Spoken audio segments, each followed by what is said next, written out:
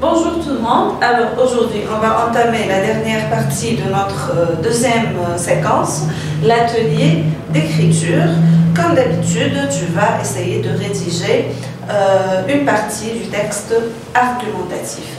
Alors, formuler correctement des arguments à partir d'une thèse. Dans la première séquence, tu as rédigé l'introduction d'un texte argumentatif, donc tu as formulé une thèse, tu as rédigé un thème. Maintenant, tu vas rédiger des arguments pour défendre une thèse, donc le développement d'un texte argumentatif. Situation d'écriture, à l'occasion de la fête du 60e anniversaire du déclenchement de la Révolution de novembre 1954, ton professeur t'a demandé de recueillir et de publier sur la page Facebook de ton école le témoignage d'un moudjahid de ta région sur la guerre contre l'armée française et la vie au Jbel.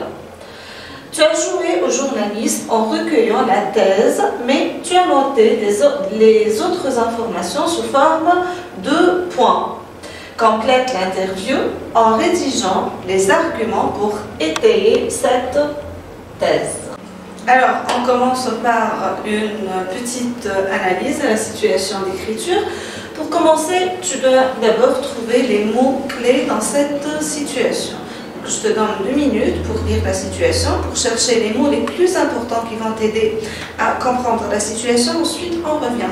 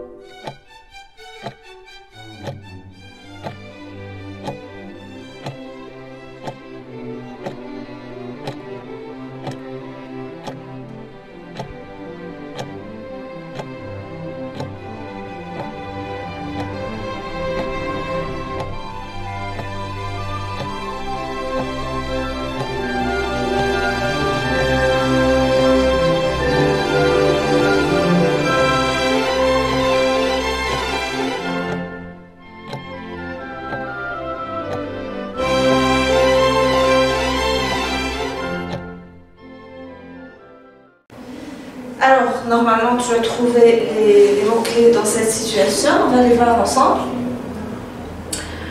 Le premier mot-clé, c'est un témoignage. Donc, c'est quelqu'un qui est en train de raconter. On est dans le type narratif. Ensuite, on a la guerre contre l'armée française et la vie au Jbel. C'est le thème de notre travail. En recueillant la thèse, donc on a déjà une thèse qu'on va défendre. En rédigeant les arguments, donc tu vas rédiger le développement d'un texte argumentatif. Tu as essayé de rédiger des arguments pour défendre cette thèse. Maintenant, où est la thèse? On va la voir ensemble. Introduction.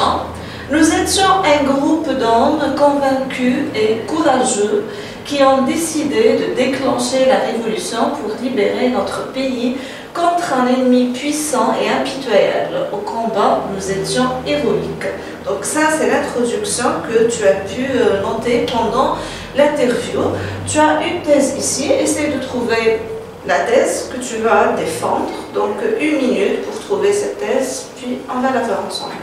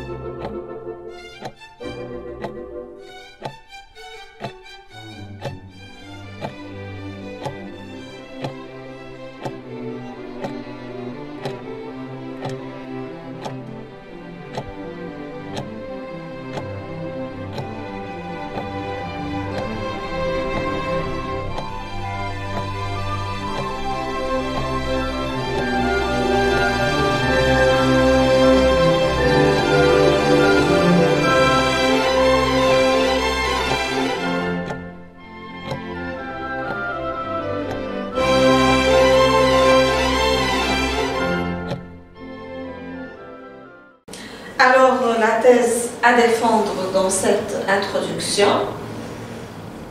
Au combat, nous étions héroïques, c'est le point de vue de l'auteur, donc il veut dire que ce groupe d'hommes qui ont combattu pour le pays étaient des héros, c'est son point de vue. Maintenant, il faut défendre cette thèse en employant des arguments. Lui, il a donné ses arguments. Toi, tu as pris quelques points que tu vas développer après. Alors, voyons ensemble ce que tu as noté. Point à développer. Connaissance du terrain. Donc, ce Moujahid a parlé de la connaissance du terrain. Détermination et robustesse. L'embuscade et le face-à-face. 4 points à développer pour avoir des arguments qui défendent la thèse. Maintenant, on va analyser un petit peu les mots clés qu'on a soulignés. On commence par rédiger, c'est-à-dire écrire. C'est la tâche. Ensuite, on a pour étayer cette thèse, donc pour défendre la thèse, on va employer des arguments. Un témoignage d'un moujahid, donc le texte, il est narratif.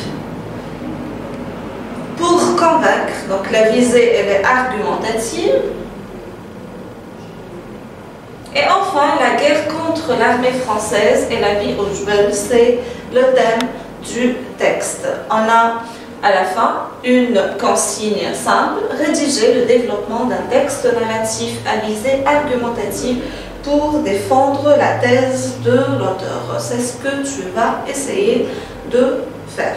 Avant de faire ce travail, avant de faire la production écrite, on va voir ensemble quelques activités de préparation et on va faire un petit rappel des procédés argumentatifs, un élément qu'on a vu ensemble dans la leçon de vocabulaire. Donc on va revenir un petit peu aux procédés argumentatifs. On a déjà vu ensemble 7 procédés argumentatifs. Aujourd'hui, on va découvrir quelques autres procédés, mais autrement.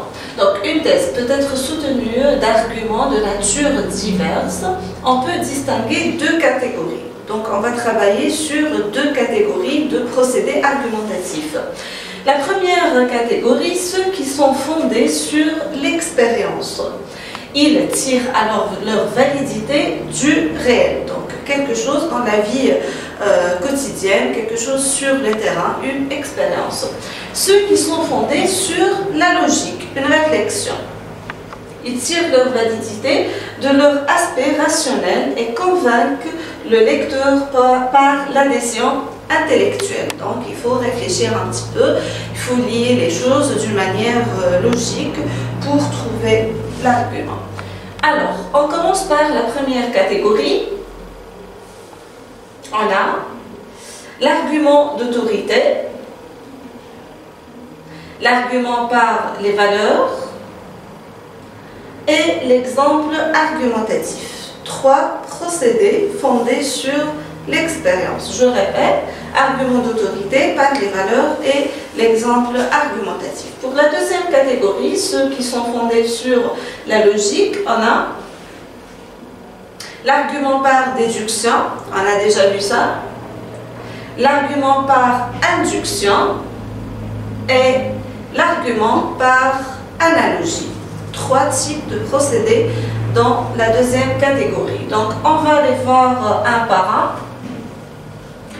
Les arguments fondés sur l'expérience. On commence par l'argument d'autorité qui s'appuie sur une citation, sur une opinion dont on souligne la valeur communément admise. Donc, dans une société, dans un groupe, on s'est mis d'accord sur une idée et on a planté cette idée dans nos principes. C'est un argument par autorité.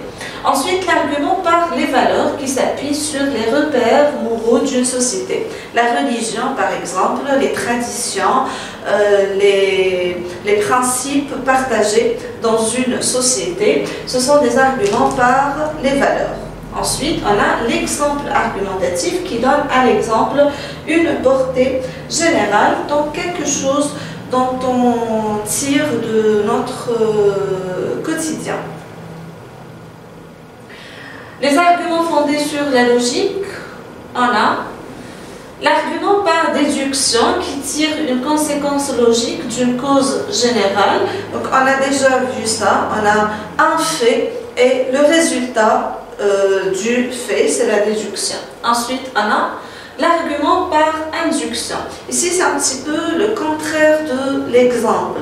Dans l'exemple, on commence par l'idée générale et on va vers une idée particulière, c'est un exemple.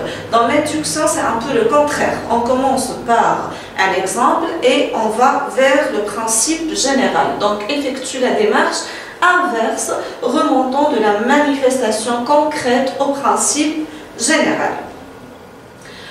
L'argument par analogie qui, pour établir un phénomène, le rapproche d'un autre qui lui est apparenté. Donc, on a un fait et on va essayer de trouver un autre fait qui lui ressemble. Donc, une certaine analyse qui nous guide pour trouver un argument à partir d'une autre idée ou d'un autre argument. Ce sont les procédés argumentatifs qu'on a ajoutés. Donc, tu as déjà vu la déduction. Maintenant, tu as vu d'autres procédés comme l'induction, l'analogie, l'argument par les valeurs et l'argument par autorité.